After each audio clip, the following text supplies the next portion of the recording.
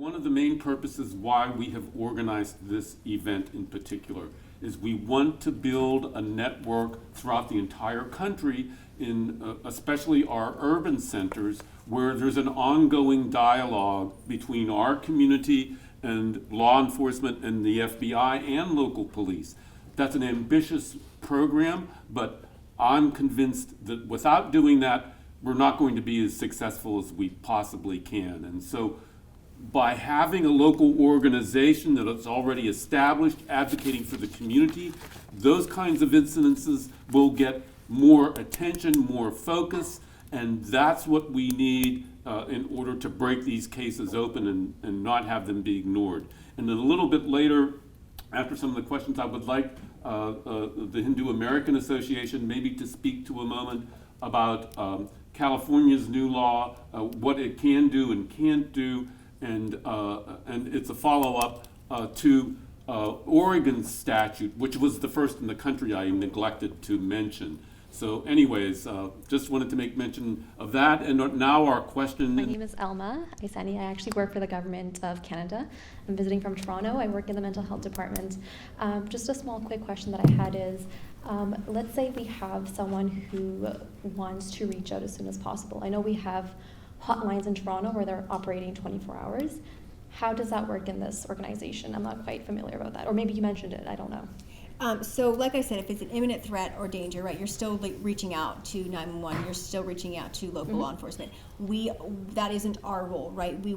We then investigate the case, right? Okay. So if there is an imminent threat, you would still report to the police.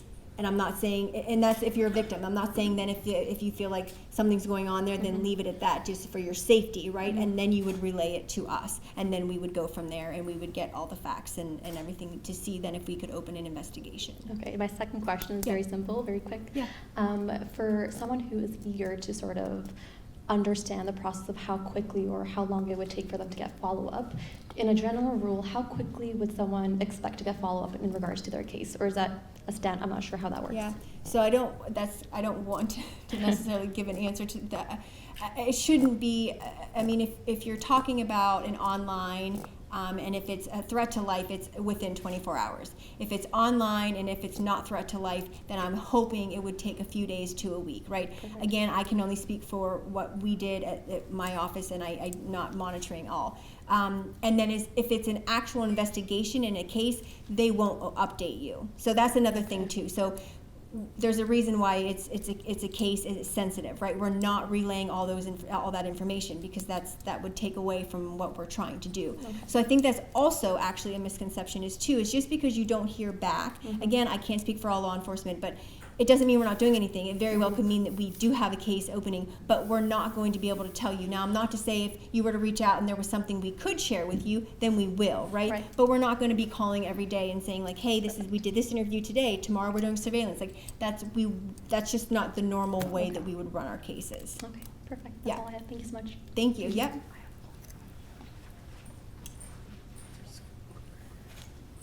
Thank you so much for this opportunity. My name is Ramya Ramakrishnan, and I'm the Community Outreach Director at the Hindu American Foundation. Our organization does a lot of work educating the community on hate crimes, incidents, encouraging them to report and all of that. And we've been working with the DOJ very closely. Here are some of the issues that we've found when we work with the community. So there's been a huge uptick in hate crimes against the Hindu community. Even just a couple of days back, a Hindu place of worship in New York was attacked. And this is just one of several happening nationwide. And every time we report this to the DOJ or to the FBI, it's just goes into this black hole.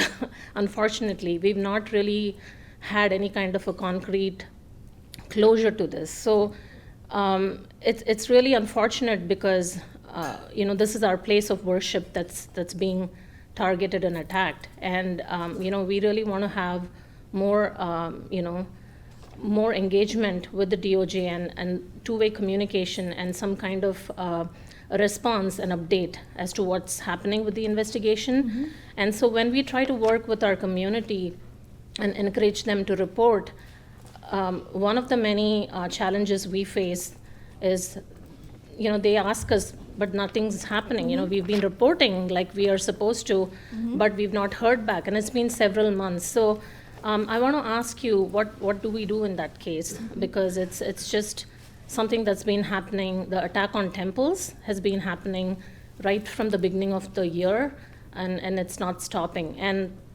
also, some of these attacks, these hate incidents, may not be explicitly anti-Hindu because there is this conflation of issues happening. International politics, immigration, ethnic background, all of them kind of come into play, and we've kind of educated the DOJ on this. It is clearly a hate crime based on the incident and the targeted against the Hindu community. But sometimes what makes it challenging is when they don't see it that way, and our places of worship continue to suffer, and our community is very fearful to go and pray, which is unfortunate. So I just wanted to bring that to your attention. And Jack, thank you for talking about the difference between hate incidents and hate crimes. It's really important for people to know. But what happens is, a lot of times on social media, we see this, people taking their First Amendment rights really very far. And we've had a lot of threats issued. We've had a lot of, hate messaging that could potentially lead to a hate crime.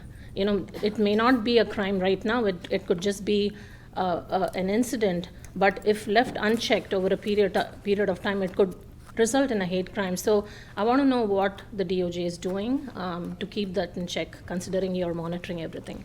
Just one response that I would like to make before you answer, Lindsay, is this. If there are threats of violence, that's a crime.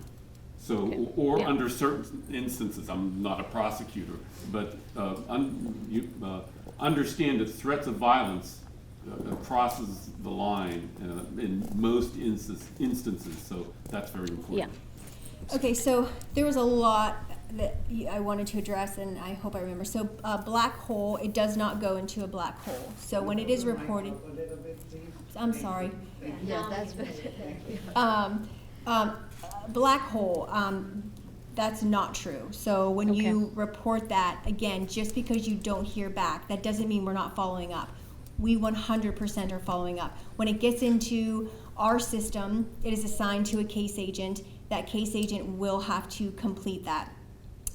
It may not be as quick as we want it to be, but we're getting in thousands of this, and I'm not downplaying I understand it. It's frustrating, but I also don't want you to think that we don't have our plates very full, and we are, though, looking at these. Just like I said, police departments aren't always going to get back to you. We say they're not doing anything just because we don't hear.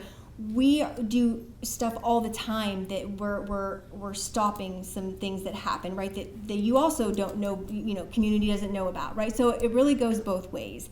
So nothing happening. I'm sorry you feel that way, but again, we are doing, if you are putting in online or you're calling in, we are looking into that. First Amendment, 100%. If someone is saying First Amendment, yes, it's protected, but if there is a threat or act of violence, if a reasonable person believes that they are in danger or a bodily injury, then yes, 100%, you need to push that through. If they're not looking into that, then and you're putting into the FBI, then you really need to go to that FBI field office or whatever, and you need to have that discussion. Again, I can mostly speak from where I worked. That would never happen. Like as soon as something came in like that, we were looking at that like right away. So I know it's also difficult because I'm not going to see it 100% from you. We have very different, but this is why we're here. I want to have these conversations. They're not easy, right? But this is what I want to do, is to build this trust. I'm sorry you're feeling that way. Yes, you should have the right to practice your religion where you want, and you shouldn't have to feel like that violence will occur. So what I'm getting at is you need to continue reporting it, right? I feel horrible that they think that nothing's being done. That's not the case. Stuff is being done. It just may not be being relayed back. First Amendment, yes, it can be online, but as soon as it crosses that line, as far as being threatening in nature, then that's not okay. Also, us monitoring everything, we don't. We can only monitor things that we have an investigation open on, right? So we can't just pick and choose what we want to do. We have to have predication to be able to be monitoring someone. So we try to be as proactive as we can be, but again, if it doesn't come to us and we're not looking into it, we're not just scrolling and looking for stuff. We don't do that. Okay, thank you for your response. One thing that we've really heard frequently from the community when we try to encourage them to report to law enforcement or FBI is they're concerned that if they report, then that is going to somehow jeopardize their status in this country, renewal prospects, slow down their green card. So can you answer, does the FBI share with the U.S. Citizenship and Immigration Services any of that data when a victim, let's say, has an immigration status and it's coming to report that to you? Yeah, so like I said at the very start, if someone is living in the United States, right, it doesn't matter to the FBI, it Right. does not matter, right? And so it doesn't matter if a family, so say we go to their home and we're talking with the victim and then we see that maybe a family member isn't, we're not there for that family member, right? That's not what we're there. We are there for that victim, and that doesn't matter as long as they are here residing in America. Now, I am not an employee of DHS, so I can't speak for them, right? And I don't know if would ever be a reason for us to coordinate with. I think that would have to be a case-by-case basis, but that's not like, hey, this is it, and then we're going to call, right? Like It's not the default, right? Like it comes in and you 100%. contact, because No, there that's definitely not is a- that no. feeling or assumption 100%, 100%, and I got a lot of that too, just doing kind of local. But that's not our job. Our job is to investigate the potential hate crime, I'm going to leave it at that. Yeah, That's wonderful. Yes, Thank you. Yep. Hi, I'm Hi. Ash. I'm going to have to read this out so I don't forget to ask it in a logical manner. You have such a soft, nice voice, but I can't hear you. I'm raising my voice. That's because you had great food for lunch. Is there a period for the statute of entry on any of the websites where you submit a potential hate crime versus, let's say, a statute with an attorney? Got it. We would want you to report that regardless. I know that there are statutes, obviously with Department of Justice, but again, that would just have to be something that would be case by case. But it doesn't matter. We still would, even if it was years ago, still bring it to our attention, and then we would just have to go from there. Okay. And if, let's say, there's a record that or an entry submitted with the FBI site, is that information accessible by a local DA's office and/or additional precincts? And No, that's just to us. Okay. Now, so if it's going to the FBI, that's going just to us. Now, we do have embedded task force officers, but that's not their role to look at that and then share it. If it does need to be shared, then that would be a next step. But when you put that initial in, it's just going to us. It's not going to multiple places. okay, and there could be a request for privacy of that particular information that's being submitted to that. Yeah, and I think for one of those too, right, like I think, so most of the time what happens if someone does put in a request, right, we're gonna have an agent or someone reach out to you. That would be something that obviously I think would be more important and beneficial to have that conversation. Yes, you could put something in when you do the online tip, but that would be an important conversation to have right up front, and to decide what needs to happen after that. Okay, and I bring that up in case there's threat from an officer or so that might be connected with someone committing a hate crime. I hate to say this, but sometimes reality checks. Yeah, And 100%. that's why I asked that question, if it can be concealed. Got it. And so also, so internally with our records, if it is something sensitive, yes, there is the ability to make that case or that case file sensitive, which means only the people working it would be able to have that. But again, that's something that would be discussed up front.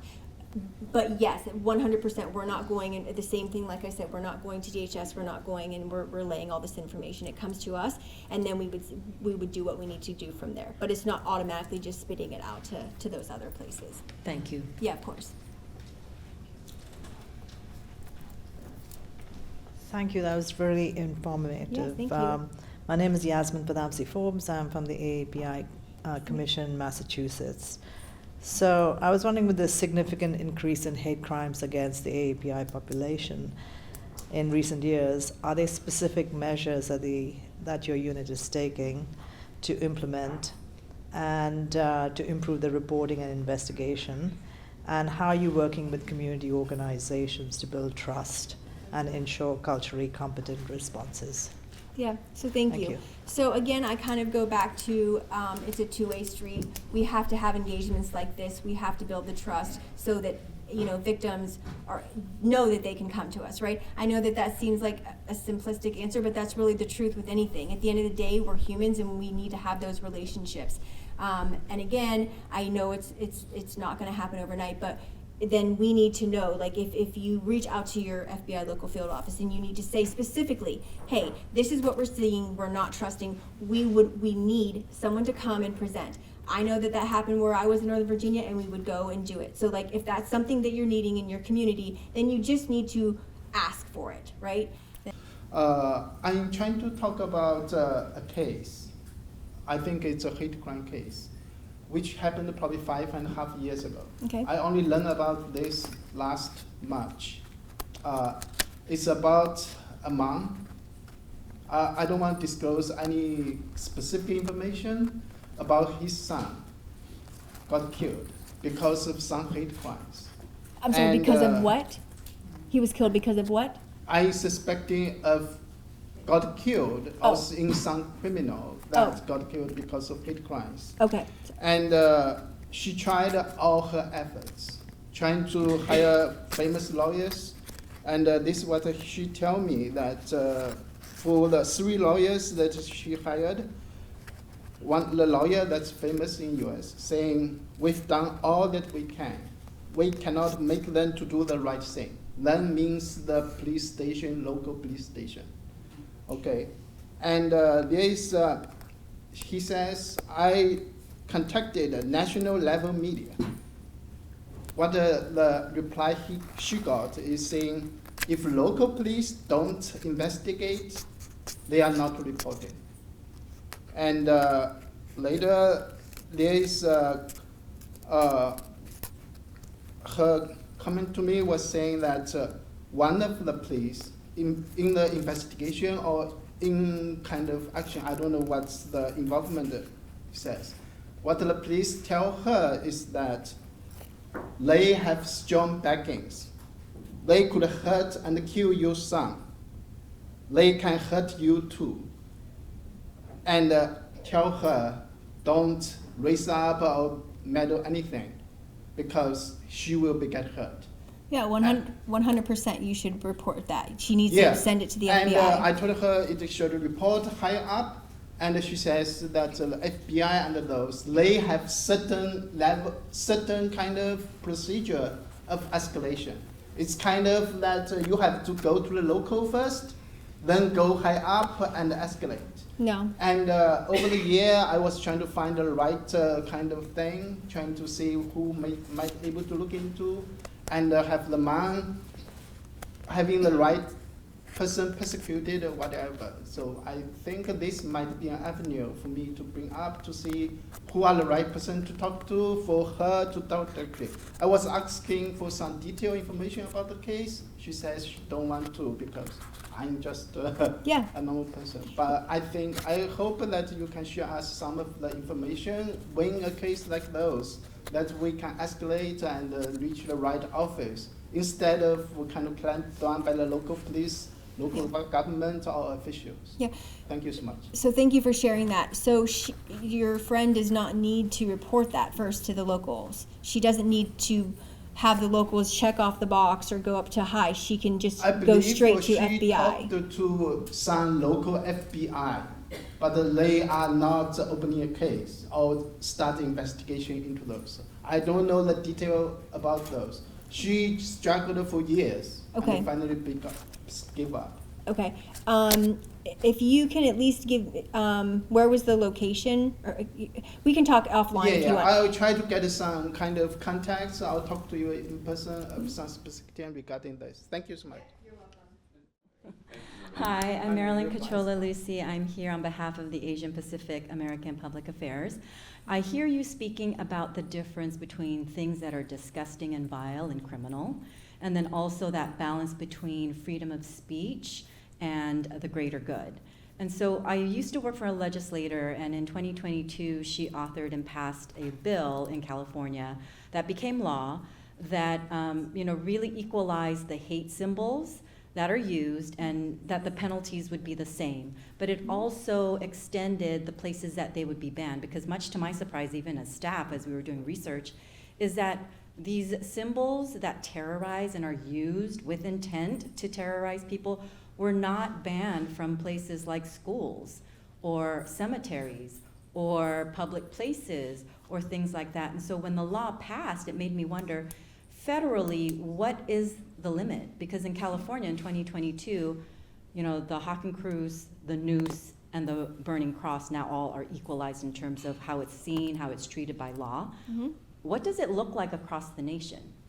Yeah, so on a federal level, we're the same, right? It can be symbols, it can be burning cross. So that's something that we would maybe, it would be under the Church Arson Act, right? So if it's in an individual's yard or if it's in a religious entity. So the symbols and all of that, yes, we do look at that, and we are learning that, yes, they are evolving, right, as far as what they are. Nationally, your question was that are we just seeing it? Is it the same standard? Because we were surprised in California that it wasn't code, it wasn't law. Okay. If you used a Hakenkreuz at a school necessarily, that was freedom of speech. Yeah. So again, I can't speak for all of nationally, but I don't see why that wouldn't have fallen under something like that. So I definitely would have pushed or looked in or sent it our way. Mm-hmm. I do know a lot of times, like when it does happen on schools and it's under like age 18, Mm-hmm. that becomes very murky and Yeah. really troublesome. I think now there are some egregious that DOJ is kind of looking at, even if they're a juvenile, but like that's also, I'm not saying that that's an excuse, but I think sometimes they think, not we, but in general, the school is going to deal with that. So that might be for that instance. But as far as the symbols and all of that, 100%. We even just had something that was briefed to our EM executive management not too long ago, and they were talking about there's even like a new symbol that they're used, and that was part of how that was going to be prosecuted. So it definitely is significant. Marilyn, that's a great question. And one thing that I just want to add to that is in Oregon, we were determined and advised and gathered information whereby racial incidences in the schools are dramatically increasing. And it's a very serious problem that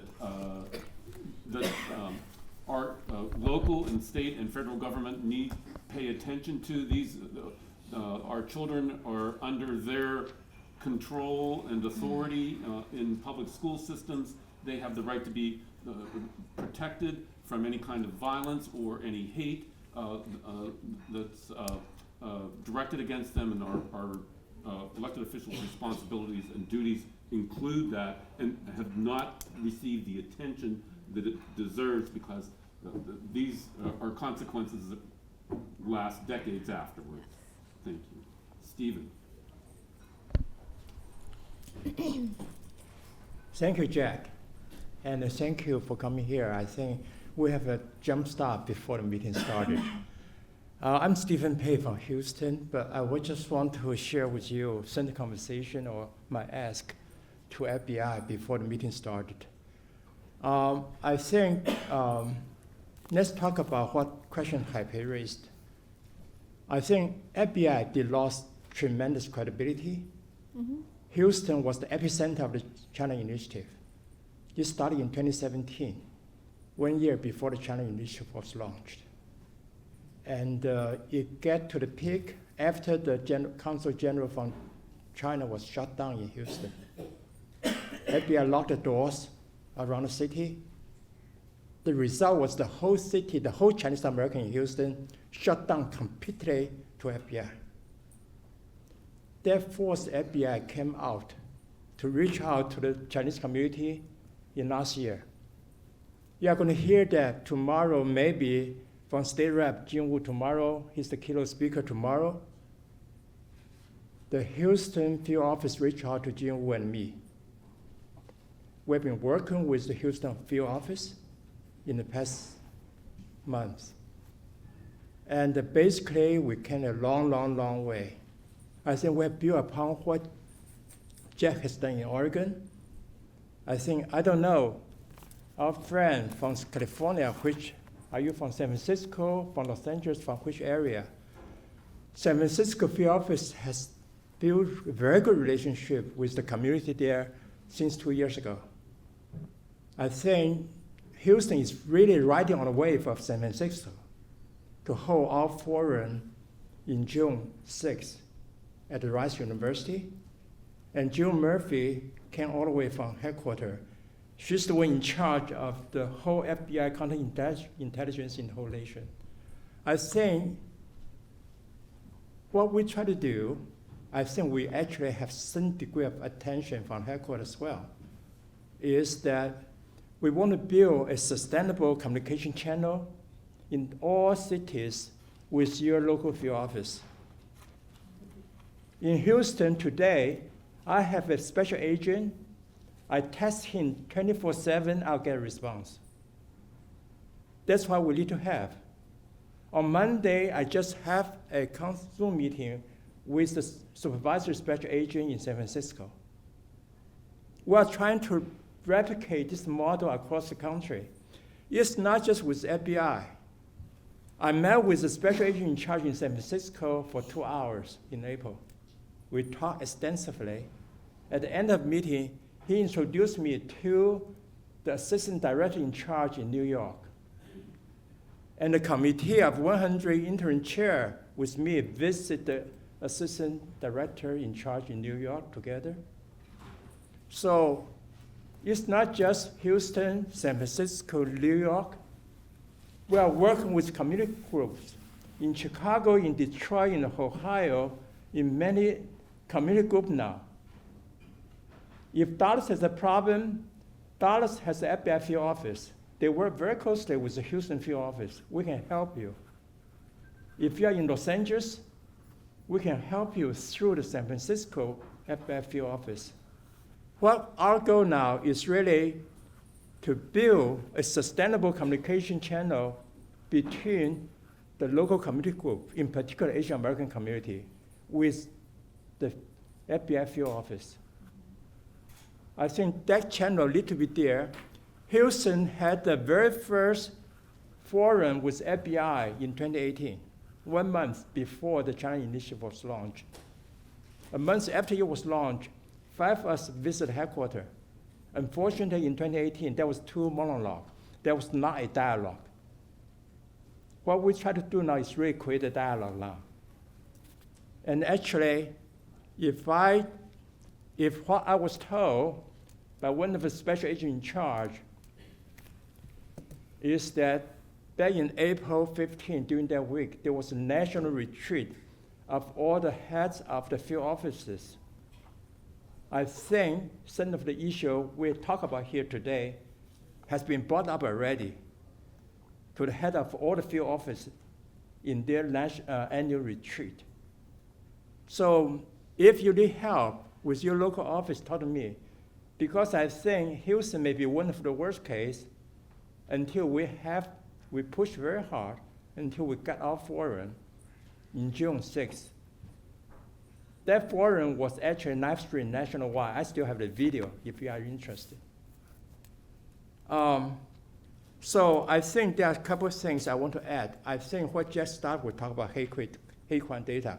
That's one topic we did not talk about. Hate crime data, I think, is very, very confusing. Okay? Start from hate crime, start from the pandemic. We have several Asian American organizations collecting hate crime data. I'm sorry to say it was a disaster because the database cannot be merged. Everybody doing their own stuff, and up there were not matched. So end up to be a lot more work has to be done. If my understanding is correct, DOJ last year gave a grant to Committee of 100. Committee of 100 is working with Asian American Foundation now, trying to consolidate the database for DOJ. So I think Jack bring up another moving part there is from the police department. Yes, that's another big moving part. But that's an issue we got to work together. Without a database, we cannot get the problem, the right level of attention from the authority. That database is critical to make things happen. Thank you. Thank you. Thank you, Stephen. Thomas?